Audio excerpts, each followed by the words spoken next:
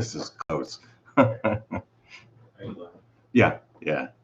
It's just there's a yeah. People are starting to come on in. Hi guys. This is really close. I didn't expect this camera to be that.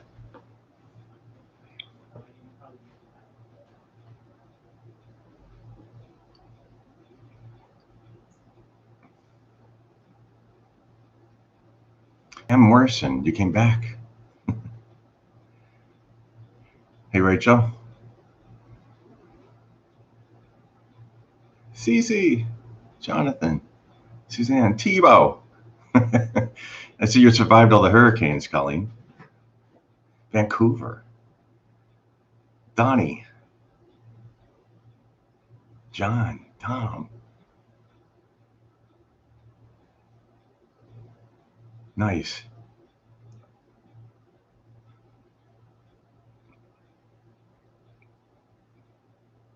Hey, Steve. Things are going good here. Well, it's hot as hell, and but it's LA is you know, it's interesting times here in Los Angeles, that's for sure. But it's kind of quiet. Not a lot of action going on in the streets these days. We're not on the streets these days, so it's kind of slow. But we're doing good and keeping cool. They're having rolling blackouts in around Los Angeles now because of people's air conditioners taking up a lot of the power. Hey Rachel, thank you very much. So yeah, it's I guess it's endangering the power grid. So Troy and I have ours up double just in case. Just kidding. No, that's very kind of you, Rachel. I appreciate that. But yeah, things are going. Man, Mexico City. Are you in Mexico City, Nancy? Is that where you're from? I don't think so. Are you traveling? Suzanne, it's going great. Thank you very much. 51st anniversary of the Spawn raid. Same day. Your parents were married on the day that the Spawn raid happened. It's interesting. Suzanne, very kind of you. Thank you. It's wild that the 51st anniversary of the Tate LaBianca murders has passed, and it's usually a big deal around here, well, for me anyway. But with everything being locked down and the restaurants closed down, we just had an intimate viewing of Once Upon a Time in Hollywood, and had to carry out from the El Coyote, and that was a nice quiet night. But we had it was a nice night.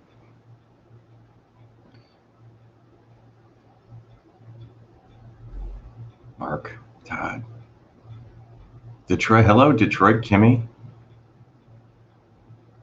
Oh, thank you, Rachel. Sedona, Jersey. Oh, I love this. Everyone from all over the place. Elvis's anniversary today. That's right.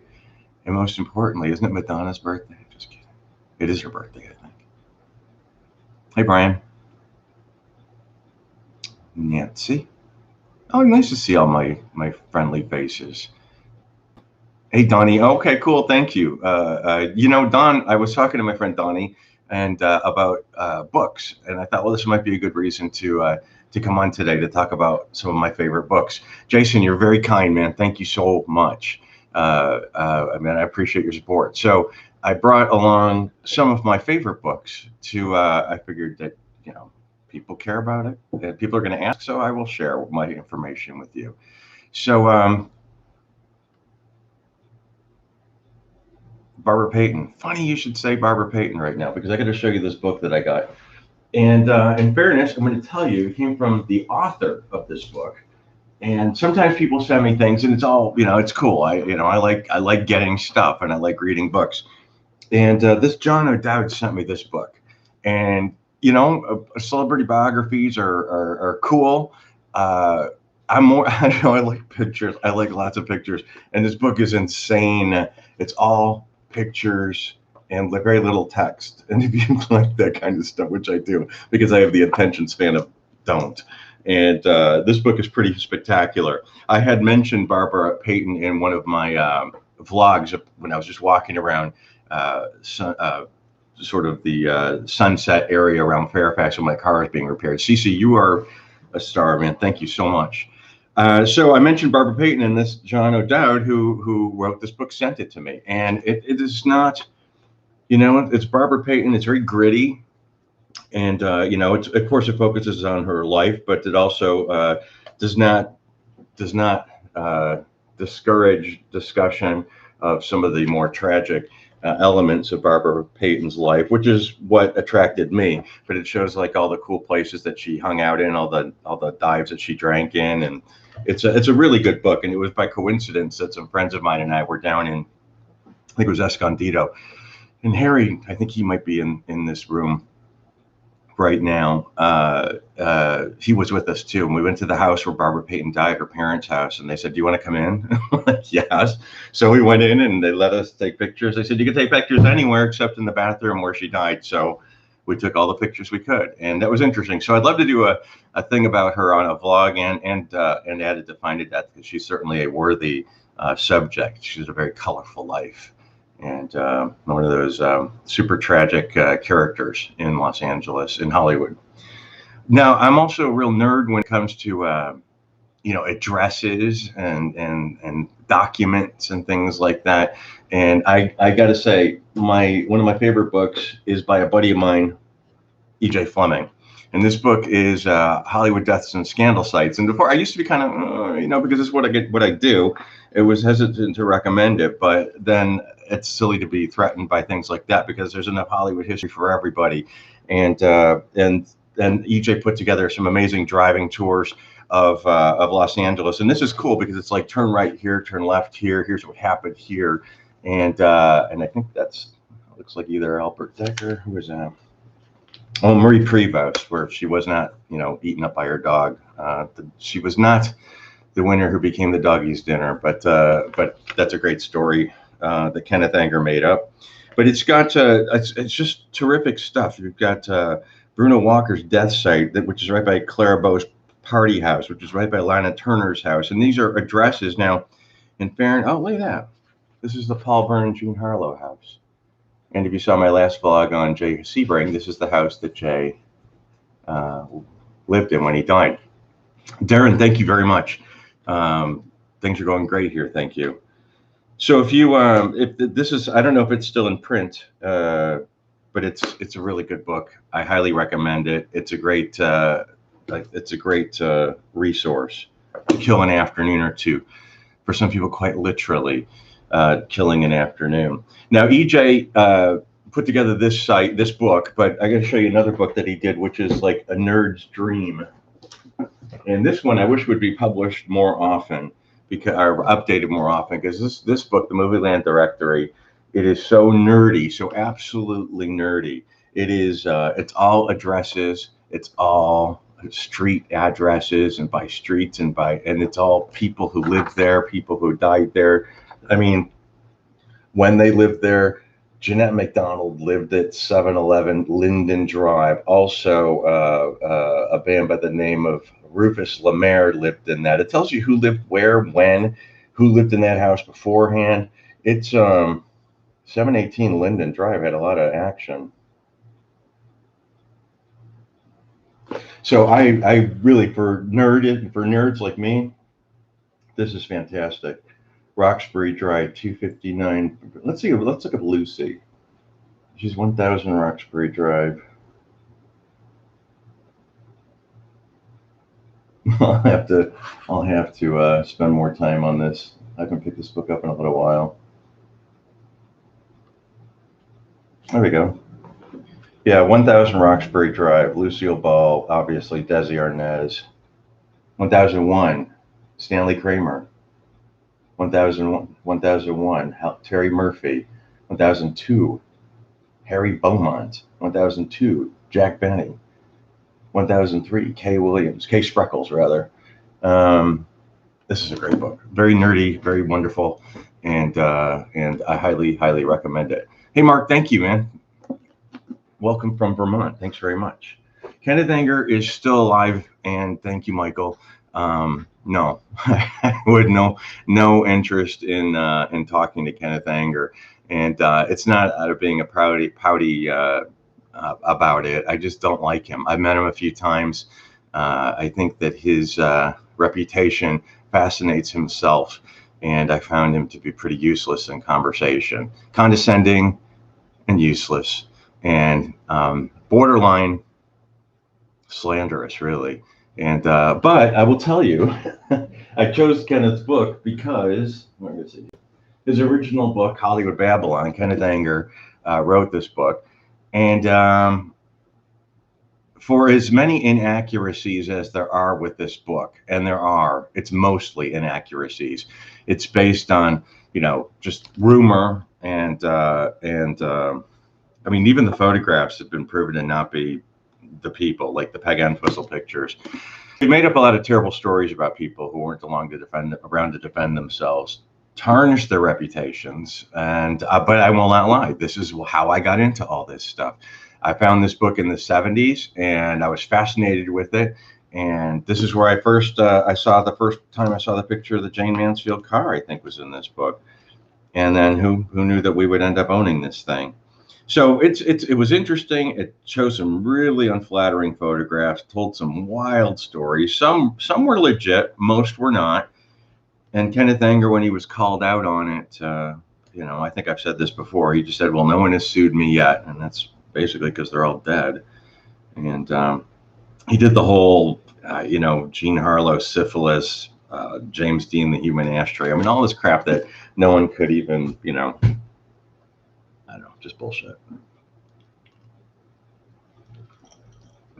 But Bradley, thank you, man. So I'm going to go into to some of the comments here, see what I can find. What I can find here. Manson's biological father is buried in Carlsbad, Kentucky. Okay. Hey, Dougals. Thanks, you guys. Thanks, Timothy. I'm glad you like the videos. I appreciate that. Just got done watching Tom O'Neill talking to his book Chaos. Do you believe anything in it? I believe some of the. I mean, it's a fascinating book, Chaos, no doubt about it. To me personally, in fact, I have that here, not as one of my choices. Well, I like it. Here it is. I like the book. I enjoyed the book. It gave me more questions and answers, but it was still pretty. I'm not going to deny it. I don't know. I can't trash it. It's just as good as any of the other books. It answered some questions, but it asked just as many as it answered as far as I was concerned. So I did not find it boring. I found it very interesting. There was a time where I just figured, okay, now we're done here. I read enough of it to get to what I wanted from it. And I'm not going to say anything negative about it. It's just what it is. It's an interesting book, and I got some great information out of it. And so yeah. Amazing Rasp, thank you. Glad you like this stuff. Oscar Levant buried, isn't he? Not going to answer that. Don't know. Not off the top of my head. Zach Bagan's going to let you tour the La Bianca house. Highly doubtful. Highly doubtful. Zach and I don't really talk.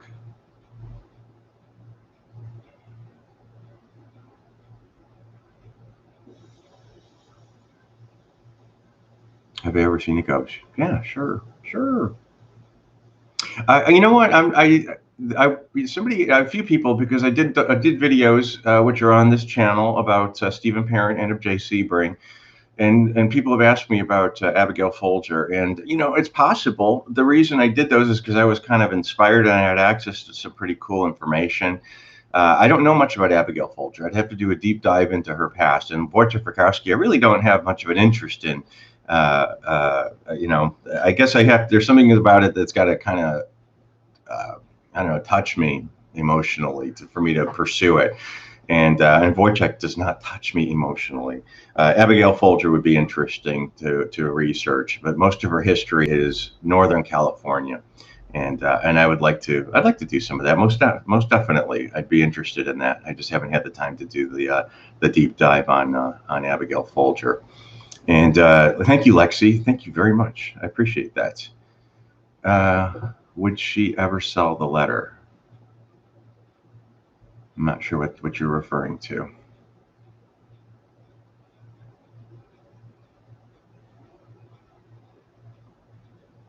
Do I have a favorite? Hey, Kim. Hey, Kimbo. Do I have a favorite old Hollywood house? Well, it would have been the Jane Mansfield house, the Big Pink Palace.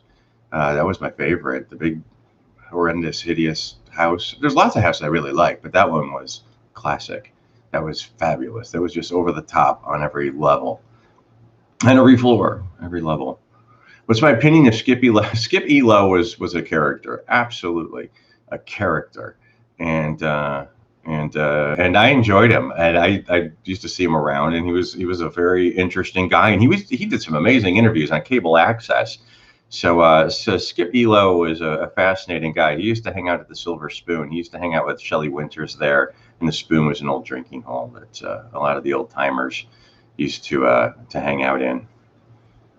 What happened to the '59 Ford? The clone from the movie, the clone that they made for Once Upon a Time in Hollywood of the Manson car, the '59 Ford, the one that Manson drove and Tex drove. That is actually up for auction in a couple of weeks. They're auctioning it, and along with the Carmen Ghia and the Cadillac that were used in the movie. All three of those cars are going up for auction. And if you know anyone who has a shit ton of money who is interested in dropping it on the original car, I can, but it's got to be a shit ton of money. I tell you, it's not going to be a couple of grand or 20, 30,000. Not going to be that. I'll tell you that. But it's possible if you got the money. Let's see. Am I familiar with the book Sharon Tate and the Manson Murders? Sean Fullerton. Yes, I am. In fact, of all the books that I've read, and I've read a ton of them, this one is my favorite. And Greg King wrote this, and he sent it to me, and I loved it because it was more of a, I don't know, it got into the personalities of the people and the scenarios. And again, it's very, very victim oriented. And that's just where my brain is. That's the way I'm wired. I mean, people want to study Manson and Atkins and Krenwinkel. That's cool. That's all a part of this story. Absolutely. But I like reading more of the victim stories, and this one really did it for me. I thought it was great. There have been some, of course, there are some things that people bring up in retrospect that aren't necessarily spot on. And as with any book, as with anything that's been published, probably, God, I know it. But I like this book a lot, and Greg King, I think, did a good job with it. It got published probably over 20 years ago. In fact, I think I was living in England when this book came out, 2002. I got it when I was living in England, so it's been out of print for a while, and it's fairly, I guess, expensive if you were to find it online. But I enjoyed it. I enjoyed the book very much. Let's see. Yeah, you know what? Great, Scott. We're talking about the matchbooks. Troy and I are going to probably try to get one of those done tonight. We've been working on these videos for a while, and it's really difficult to get it down technically, to get it to the point where you can, I'm happy with the way it sounds. The wind is a real issue for us.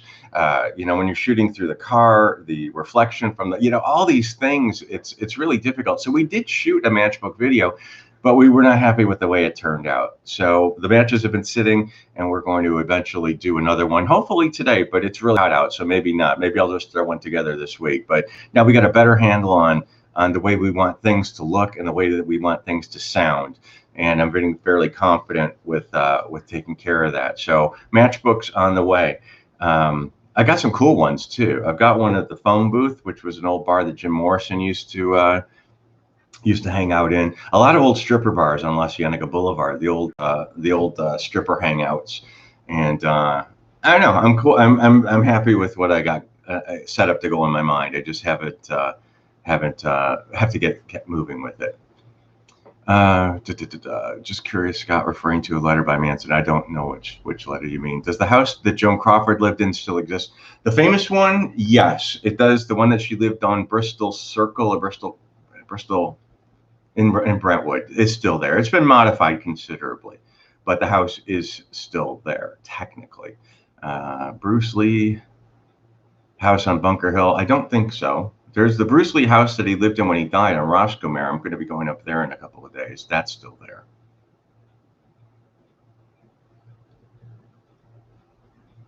I don't know about the letter. I'm curious. If you want to email me, I'm curious to hear what you have to say, but I don't know about it.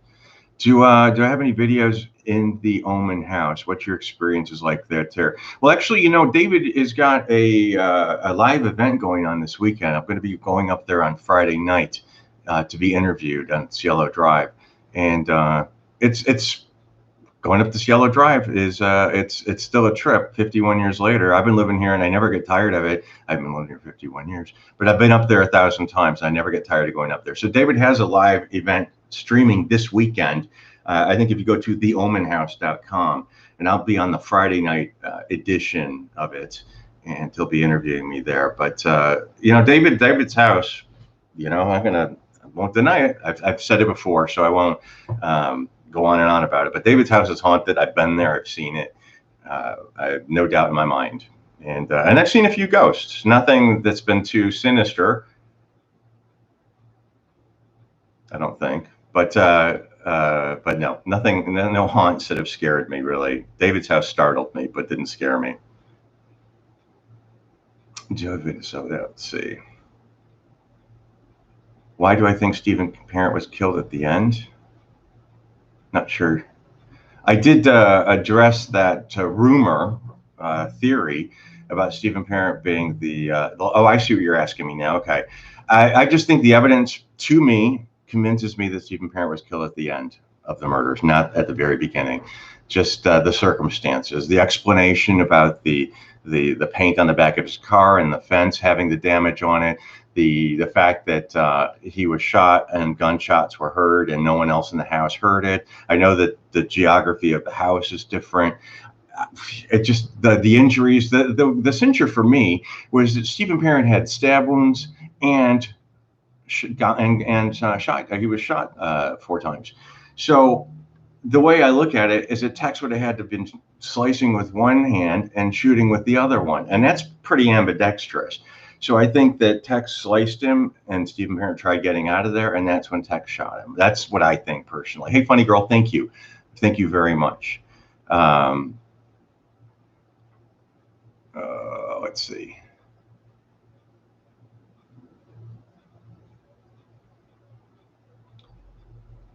You have to forgive me because I'm trying to keep up with the comments because I don't want to ignore you guys that have questions. So forgive me while I scroll. I know it's not the most interesting thing for you to sit through, but I want to make sure that I get I read what I'm saying, or that I'm going to answer the questions.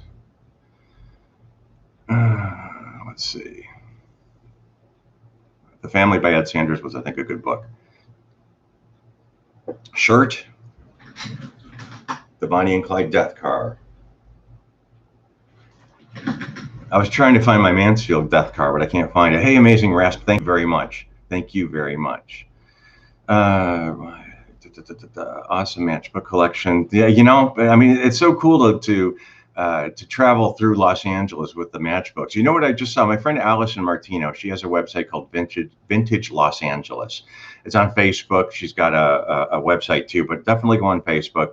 She just acquired a collection of like hundreds of retail bags from LA stores from the 60s and the 70s. And she's been posting them a few at a time. And these things are mind blowing. Stores I'd never heard of. Allison's very into pop culture. She celebrates Los Angeles. She's not necessarily a historian, but she loves the history, if that makes sense. And she celebrates the history. So she doesn't get, you know, political and involved in because she's too busy celebrating it. That's some people do that, and some people are built to do the other thing. And Allison's just a really lovely person who celebrates LA, and she's terrific. In fact, Allison let me use a photograph of her Jay Sebring matchbooks for my Jay Sebring video that I did. So let's see. Michael, thank you very much.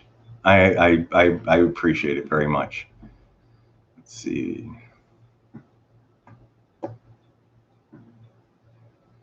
Opinion of Scotty Bowers' book. You know what? I like Scotty Bowers' book. And for you guys that didn't know who Scotty Bowers is, and that's a very LA thing because LA loves itself and Hollywood loves itself. Scotty Bowers wrote a book called Full Service. And he ran a gas station on Van Ness and Hollywood Boulevard. And basically he was pimping out young, attractive people for celebrities and businessmen out of a trailer at the gas station. And the reason I believe Scotty Bowers' book is because personally, I believe it because if you're going to make up stories about people, you'd make up stories about better celebrities than he did. You know, the dishiest celebrities he talked about were, you know, Charles Lawton, you know, and who cares who Charles Lawton is? Of course, Hollywood people love Charles Lawton and know who he was, but you know, he's not a name that you put on a cover of a book going, read this about Charles Lawton. So I thought it was pretty interesting, and I don't doubt it. And in the thing about it, they addressed Scotty Bowers in that is it Feud? Or no, that that Hollywood show that was on Netflix not that long ago, and McDermott,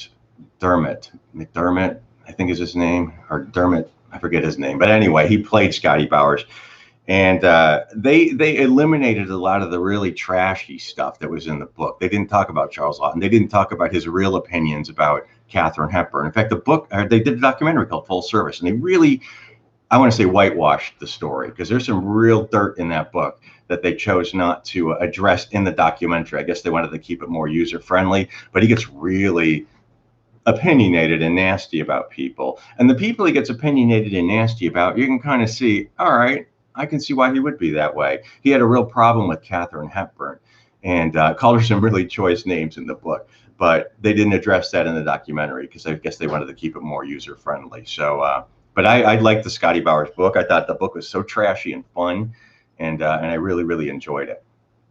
Let's see.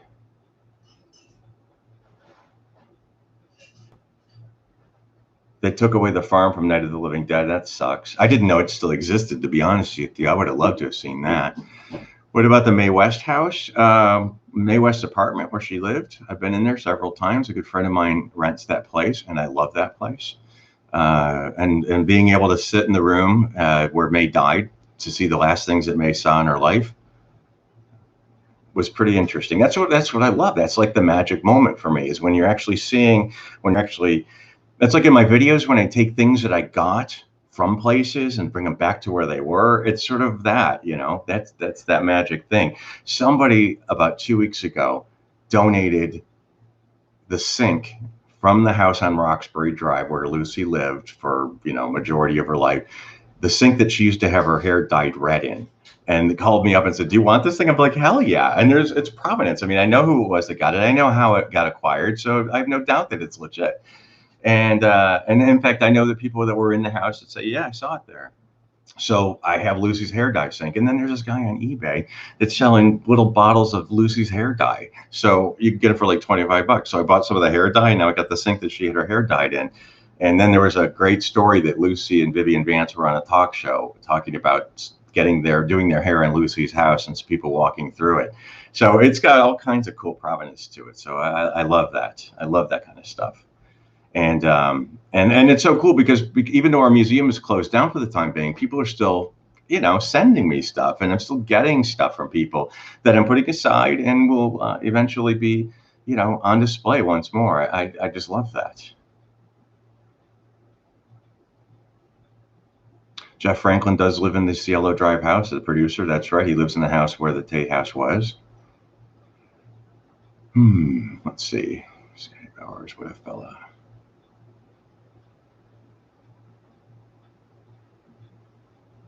This is Linda. You won't regret it. Reading Scotty's book is really good. Charles Lawton and his creepy peepee. Creepy. It wasn't the peepee that was the creepiest. It was his choice of sandwich.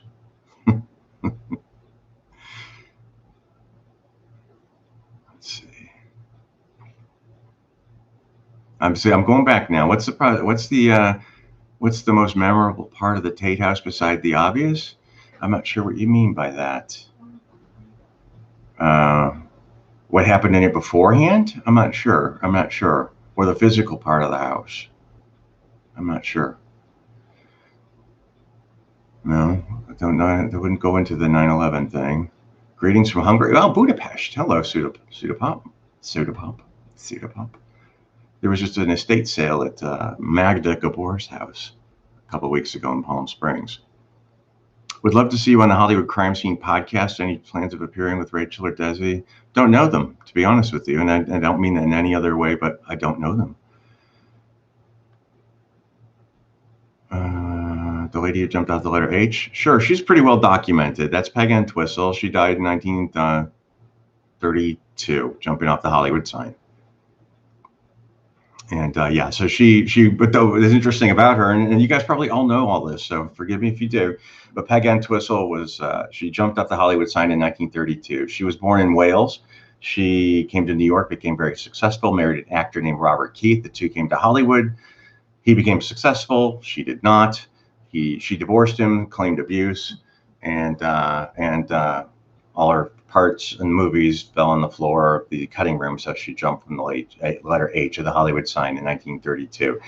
The interesting thing to note, of many interesting things, because Peg sort of kicked off this whole dark side of Hollywood business, but her husband, Robert Keith, had a 5-year-old son that he failed to tell her about, and that was listed in the divorce documents, and that 5-year-old son is Brian Keith, who played Uncle Bill on the TV show Family Affair, who committed suicide 6 months after his daughter committed suicide. So it's fascinating that they weren't technically related by blood, but yet suicide totally ran with that family. And don't kill yourself. There's suicide hotlines. Just dial 911. Don't do that. Please don't kill yourself. It's.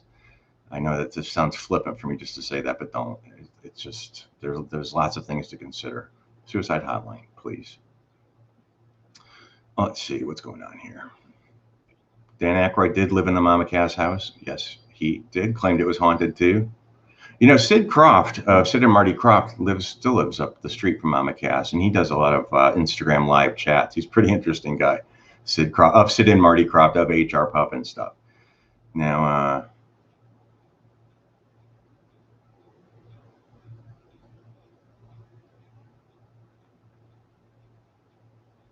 wow, you were in the Santos one. You were in the Tate House. That would have been crazy. I would absolutely have would love to have seen that, to have gone in there. Hello from Virginia. Hello from North Carolina. Thank you, Jennifer P. Thank you. Jason, you are awesome, man. Thank you. Spawn Ranch happened. Okay, so we're going on. J. Sebring's old house still there. Yeah, I do believe if you go back in my YouTube videos, just my last video was about J. Sebring and going up to that house last week. So you'll see some pretty cool footage of that house. I took a lot more, and I would definitely like to upload that at some point. But I did use about 1.5 minutes of it in my J. Sebring video.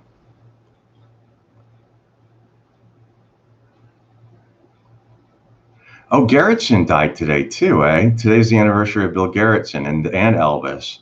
And Shannon Watts' body was found April. I don't know who Shannon Watts was, but I'll have to do a Google about that.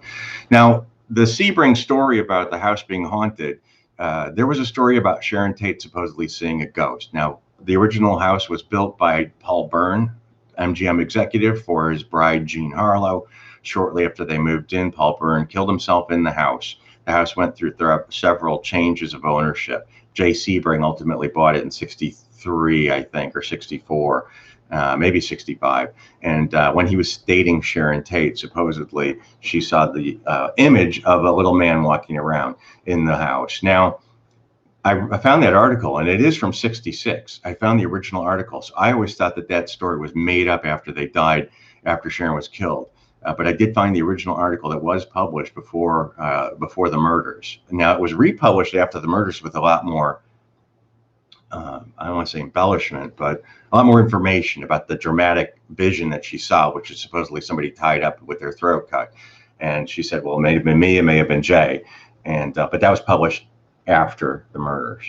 Interesting, the people that own the house, the Sebring house, they bought it from Jay's parents. And when they bought the house, because the man who bought the house from Jay's parents loved the house, and he pursued it when he found out that it was up for sale. He pursued it, and they sold it to him. But he didn't know much about the interior of the house, but he knew the house. He loved the house. He was on the outside of the house many times, long before Jay was murdered. So he just had an obsession with the house. And he ended up buying the house, but didn't know anything about it. So he said, this guy who used to know Jay used to come around a lot. And his name was Wally Amos, like famous Amos, the cookie guy, used to come around. And he's the one that showed my friends the interior of the house and how to find the secret bar. You know, you touch a button in the in the library and a certain bar opens up, and then even back then is a little wine cooler, wine cellar or something like that. My friends who own the house didn't even know that. And Famous Amos is the guy they claim came to the house and showed them this kind of cool stuff. So it's like, okay, Famous Amos and Jay Sebring, who knew? But I did some looking into the Famous Amos story, and I haven't found anything. I'm not saying it's not true either, but I just haven't found the information to back that up yet. But I love that story. That's interesting. Laura Furman, I didn't know that. Peg Entwistle was featured in the George Clooney Batman as Alfred's sister. That's very interesting. I have never heard that before. If I ever had the money, I would rebuild the Tate House. You know, I don't think I'd rebuild it, but man, it sure would be. You know, it'd be cool, a 3D version of it, you know, to be able to put on goggles and be able to walk through it. That would be pretty amazing. But it's a real shame now that it's gone. Building another one would be cool, but, you know, I just... being able like a virtual reality one would be pretty amazing. Not with any of the stuff that went on in it. No thanks. But that would be a fascinating thing. There's nothing more about Ronnie Chasen that I'm familiar with. The publicist who was murdered in her car on Whittier. She was on Whittier, just off Sunset. No information as far as I know. That case is closed, even though they never really solved it. Let's see. Hey Scotty. Hey Iowa. Cosmo Kitty, thank you very much. Do I think anyone was at the Tate House after the murders and before the bodies were discovered?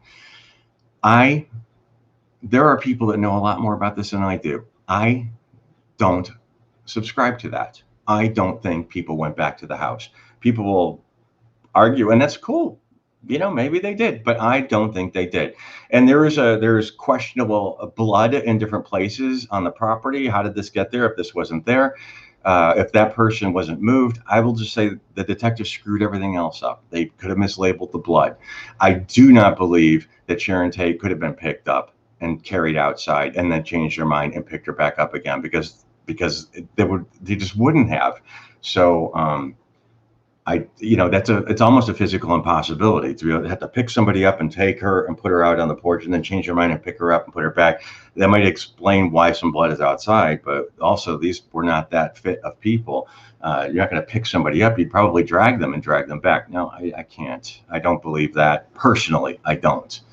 But I do understand there are questions as far as the blood and whose is where. I do understand that, but I can't subscribe to people going back, especially Manson, because I don't think Manson had the nerve to go back, to be honest with you. North Wales. Hello there. Brian Keith killed himself, speaking of Wales, well, his stepmother, Peg Entwistle. Brian Keith killed himself because he had cancer. Yes, inoperable cancer, I believe. 6 months after his daughter, Daisy, died of cancer. So I think he had just lived through it. And when he found out about himself, he just said, I've had it. I'm done. And I think that's what happened to him. And I'm not going to say I don't understand it. I would just ask you not to do it. I just don't. There's a lot of residue that gets left over. Let's see. Galveston. Oh, hey there, Jennifer. Colleen Jennifer's and she met us in Galveston. That was fun. Dash Beardsley, man, those were great shows. We did those. Did I make a cameo in Once Upon a Time in Hollywood? No, I did not. I was kind of hoping there would be there's a lot of the things that I told him about. I gave Tarantino before he started filming. I almost said we, yeah, right. When I took him around that day as a gift to him, I gave him a bottle of High Karate cologne. And he was flipping out because he saw the cologne in my van. He goes, "What's that?" And I told him. He goes, "Man, I was going to use this for the, in my, you rent the commercial or license the commercial for the movie." And so I gave it to him. And I kept hoping when I see the movie. In fact, every time I've seen the movie, I've looked in the background. Maybe I'll see that bottle somewhere, but no, I haven't. So that was kind of going to be a cool thing. A lot of the stuff I mentioned ended up in the movie. So that's sort of like, I feel like a cameo, but not me, no. Just being on the set was pretty cool. Aretha Franklin died on August 16th. It did not. That was not on my radar. Orange County. No kidding. It is scorching today. You know, you're talking about that house that's being built above Cielo Drive. It's a single piece of property. It's the most outrageous, ridiculous piece of thing ever built, as far as I'm concerned, in Benedict Canyon. And yeah, it's just an ugly, ugly house. Paul Johnson, thank you very much. And the Helenistan 4, thank you very much. I appreciate. Thank Helena. Thank you very much. Anyone live in the house that is there off Sharon's house? Don't know that. Michelle, you are awesome. Thank you. Anne Marie, thank you very, very, very much. Jordan, my friend Jordan did a vlog on, he is like Jordan the Lion, if you find him on YouTube. He has a relationship with Graceland, and he's like almost like their official vlogger, and they give him access to all kinds of cool stuff. It's on his channel, really cool. You could see the television that Elvis shot with a big bullet hole in it, and they talk about how they found the bullet in it. Jordan. If you're into Elvis, I think Jordan's a bit of an Elvis fanatic. I think that you'll enjoy that.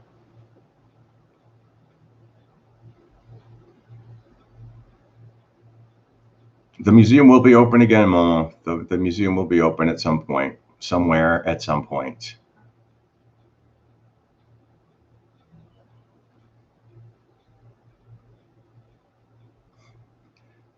I'm way behind now with these. Did Charlie Manson play the monkeys? No, he did not. That's an urban myth. Charlie, in fact, Nikki Dolenz told me he made that up as a story one time. Everybody auditioned, even Manson. But no, it's a physical impossibility. Manson was in prison when they were casting the monkeys. Let's see. Phil Spector must be nuts. Phil Spector is absolutely nuts. Hey, Tina from Kentucky. DJ Bill, how's it going?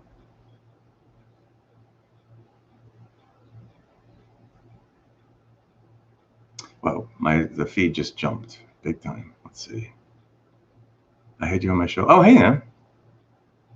I never asked you about the caretaker. What was the story, and what did he have to say about the murders when he was on the property when the murders occurred?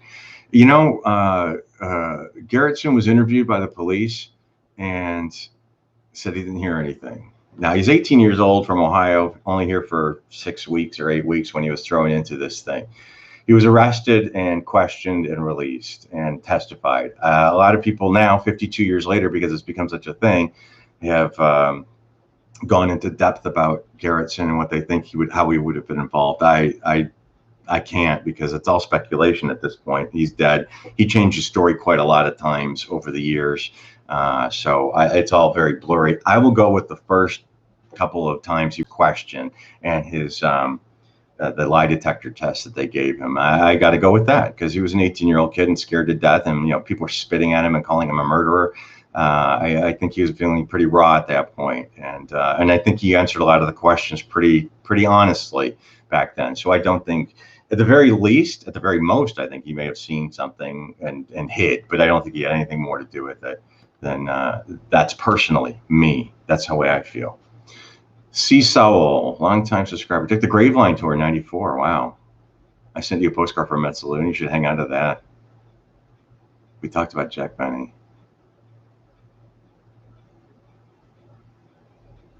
Tarantino, I don't believe he's going to be on the new Star Trek movie. I think that's another one it's done now.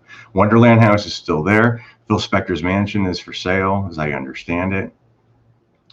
I'm not sure if it's sold, but I think it's still for sale. 108 in Palm Desert.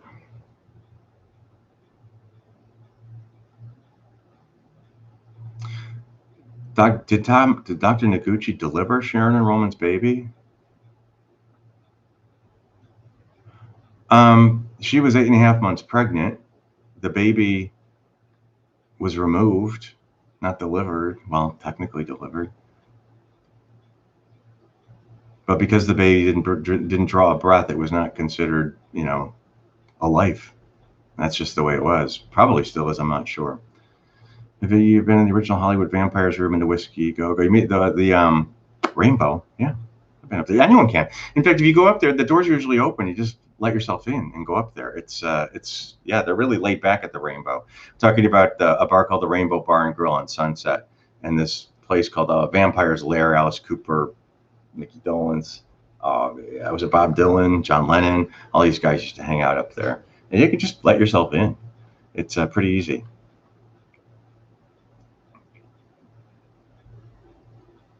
Wow. Thank you, Caleb. Thank you very much. That's very kind of you. Happy birthday to you. Did I ever meet Charlie? No. Anyone live in Nicole's condo? Sure. Yeah, that's some prime real estate. Nicole Simpson's condo? Sure. Steve from Tennessee? How's it going, man? Luke and Laura forever. All right, Steve. Okay, Beach Boy Steve. How's it going, man? Good to see you. Trenton, downriver.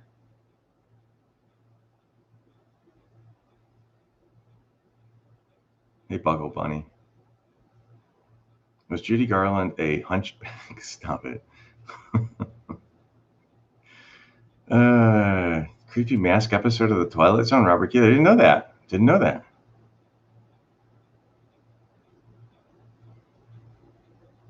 What replaced the Starwood nightclub? Nothing. I believe it's just a traffic island now. I met Faye Resnick at her chandelier shop in Brea. She said OJ was a bad man, per her words. Okay. She was no one at the top of the reputation world. Personally, no. Today, I believe Sharon Tate's baby may have had a chance for survival. Well, yeah, I mean, it's possible, but she wasn't found for hours and hours. If they removed the baby from her body, yeah, might possibly have, but she laid there for, was it for 8 hours before her body was discovered. So, yeah, Amanda, there is a video that we did on one of the Dearly Departed DVDs about the OJ stuff. And I think there's a clip online too, on YouTube somewhere. Is the house where OJ lived? No, that's gone. Thanks, Lynn. I'm glad you liked the J.C. Bring video.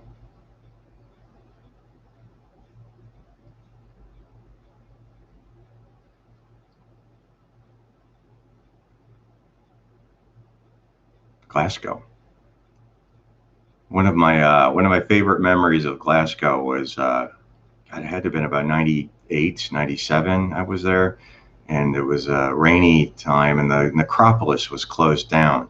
Couldn't get in, so I had to hop the fence, and it was just knee deep in mud and rain going through the necropolis while it was still closed. It was pretty neat. It's a cool place. I like Glasgow.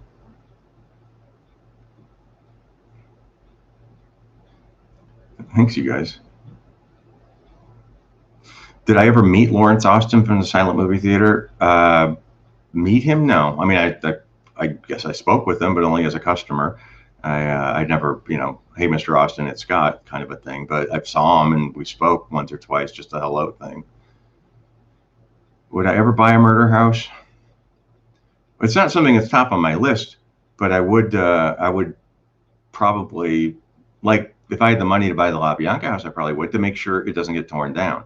But it's not something I yearn to live in a house where something terrible happened. No, it's not. But it's important, I think, that places like that don't get destroyed, especially when it comes to a story that's so important in the history of a city or even pop culture, America.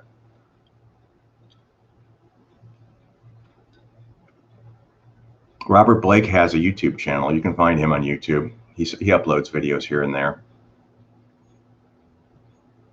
Oh, let me think. Okay, so I brought a couple of the other books out. Donnie was asking me about some of the books that I have. And this one, it's a nerd treasure trove, because this has literally autopsy reports, just literally like pages of autopsy reports scanned in. Very soon, I'm going to be offering one of these myself. This is great stuff, and I'm going to have one of these available on my website at some point. But yeah, just literally brief descriptions of the people and their autopsies, literally scanned in their autopsy reports. And I love this stuff. And the stuff that he's chosen to use is very interesting. I'm going to do that myself with different people like than the ones that he published here. But I think this is a really, for nerds, this is great stuff. It is. Let's see what else I got here. Again, there's more Hollywood Babylon. This book, I got to meet these guys actually a few times. Beverly Hills Confidential. And these guys, Barbara Schroeder and Clark Fogg. Barbara Schroeder is a reporter. Clark Fogg was in forensics in Beverly Hills. And they wrote this book. And I had them speak at one of our dearly departed dinners. And it is such a fantastic picture book about things that have, I mean, the pictures, as I say, are pretty spectacular about different things that happen, famous and not so famous stuff in Beverly Hills. There's some pretty graphic images in here too. But it goes to Ronnie Chasen, we were just talking about, and Winona Ryder shoplifting. But it's kind of cool because it shows the evidence. It shows like the stuff that she stole, like the tags and stuff that she cut off of the clothes. So it's like another nerd fest, and I definitely recommend this book to people. It's pretty graphic. And Clark Fogg, in fact, he's the one that told me. He's the one that said that he said that the Menendez murders. He said that was the one crime scene that I went through, and I had to use an umbrella to go into because of because there was so much all over the walls. Again, this is somebody mentioned Noguchi. I think Dr. Noguchi, people have their opinions about the guy. I met him once. I liked him a lot. I have a lot of respect for him. And he wrote this for me. My brother got this for me. Death Illuminates Life, Dr. Noguchi. But he's a really nice guy. And maybe he was enamored with the famous things that famous people that he dealt with. But he was there. These were his stories too, and they're public records, so he could talk about them. And I don't know, I never thought him to be trashy at all. I found him personally to be really respectful and interesting. I really enjoyed his books. This one is a good one, Cut. I like this one a lot. Again, some of it's pretty light. There's like one page with a lot of the people in it. One page on people.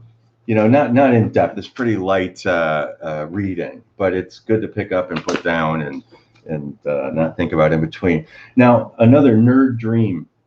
This book is, if you like Marilyn's death anniversary was a couple of weeks ago. This is the personal archives, and this stuff is a nerd's dream. Now, I like Marilyn a lot. And if you open this book up, there's a lot of pictures and stuff like that, but the stuff that's in here, the actual things, copies of documents that are in here, are pretty. Let's see what this is. This is a sketch from Gentlemen Prefer Blondes. This is it looks like a page of her script. No, the screenplay from Niagara. These are like really pieces of Marilyn's history that have been duplicated to include in this book. There's like electric bills in here and stuff, and stationery, and there's a picture of a dog license. Marilyn's dog license is a copy of it here. Where's it?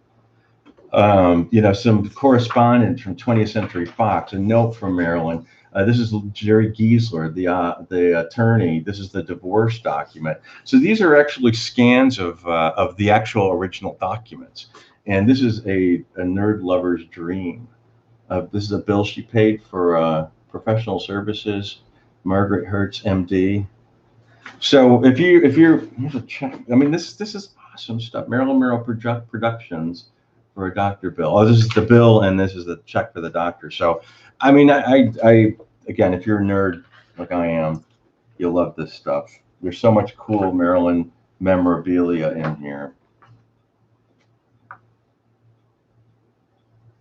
Oh, I love this stuff. So, this is another book I highly recommend. There's a rock and roll one that I have too that has stuff like Mark Bolan's death certificate and tickets, the copies of tickets to Woodstock and things like that. Maybe I'll find that one for next time. Another Manson related book was this one, Will You Die For Me? It was the first book that I read aside from the book Helter Skelter, which I will always defend. I love the book Helter Skelter, and sure, there's lots of things about it that are questionable, but it's still the truth of the trial, and that is exactly what happened. And to me, that was like a Bible for me. Still is, because of all the information within it. But this was a book that Tex Watson wrote, an interview with his chaplain, and this was a pretty fascinating account of what happened. Tex Watson is not somebody that I revere, but it's a good story. I wrote him a note after this. I just wrote him, said I thought that it was an interesting book, and I hope he's sincere. And this was another one. Now, this was bananas. If you guys are into the Black Dahlia thing, just for completists, Janice Knowlton's book called My Daddy Was the Black Dahlia Killer. And Janice Knowlton was one of these characters that was around Hollywood. This is before it became fashionable to claim that your father was the Black Dahlia Killer. And she said through these false, repressed memories, she remembered that Elizabeth Short used to babysit her, and she knew her father killed her, stuffed her in a fridge. She said she and Beth Short used to dance the hokey pokey together, and she was a trip. Janice Knowlton was a trip. In fact, this was a note that she wrote me, I think, where she talks about it, about the hokey pokey. But Janice Knowlton was one of those people that if you saw her at an event, she would come at you with this purse, and you go, oh, shit, here she comes, and she'd pull out this, and there'd be stacks of documents. She'd be like, but look, it was my father, and it was just that. Yeah, she said, I did find one or more confirmations of my memories. For example, John Gilmore said Beth Short was offered as a stripper chorus girl at the Florentine Gardens.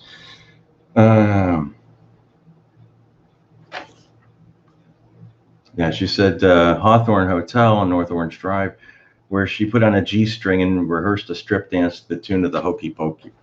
Janice Knowlton was something else. I don't doubt that she was sincere in her story, in her mind, but I think that she was a problemed woman, clearly, because she's another one that took her own life. I don't know if it was intentional or not, but that did happen. Let's see. I'm going to go back to some of the comments because I missed a few. K-Love, thank you, and very much. Derek, thank you very much. I was in your museum the last week, and we did the Tate LaBianca tour. I talked to you for a while. Thank you. I'm glad that I'm glad that you have a good memory of that. Thank you. Let's see. Okay, I'm going back. My tours, our tours apparently, I think we'll start doing private tours soon. Private tours only, for a minimum, I think, of 6 people, and it has to be one transaction. But I think we can do it. Movie Geeks, thank you, man. Thank you so much. You got the hooker video, Michael. You're lucky you, the hooker video. Maryland book looks like heaven. It's good. I promise you, Derek. It's good. Helter Skelter miniseries was good. That new documentary on Epix is great. Really good. I helped them along with some of that, just with the locations. I mean, it didn't offer much because they were really good with their research. And I thought it was well put together. It's only out of 3 episodes so far, but it's really good. I'm enjoying it, very much so.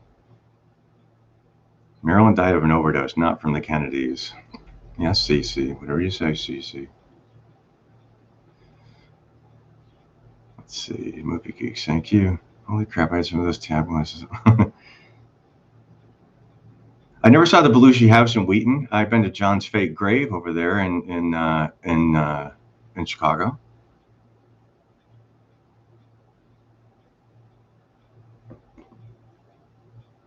Manchester, England.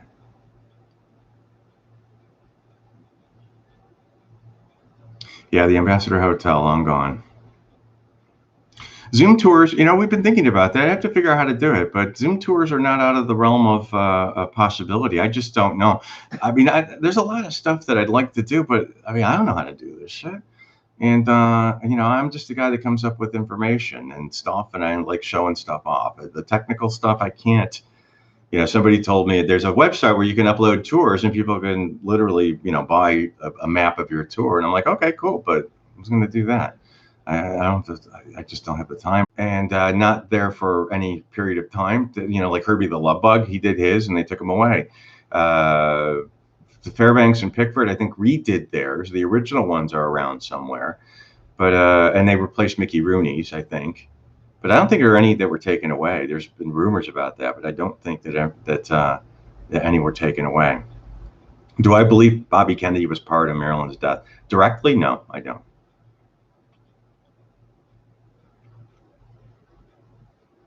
Will I do another death trip with Danielle Harris? I don't think so. I think Danielle's got other things going on. And I'm just doing my YouTube thing.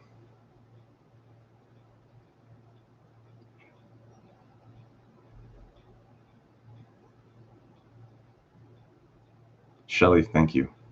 You're very kind. Thank you. We were just at Stephen Parent Cemetery where Schlitzie is and brought back some memories. In fact, Brian, the guy who did the service, reached out to me recently and said hello. Did the video freeze? No, that's probably just me freezing and reading and looking like a dolt on the camera. Okay, I'm going to go. Love you guys. Thank you for spending the afternoon with me.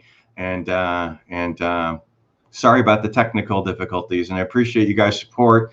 Thank you for hanging out. Thank you for supporting me. The Patreon page is below. I can't thank you enough. Take care. Have a great afternoon.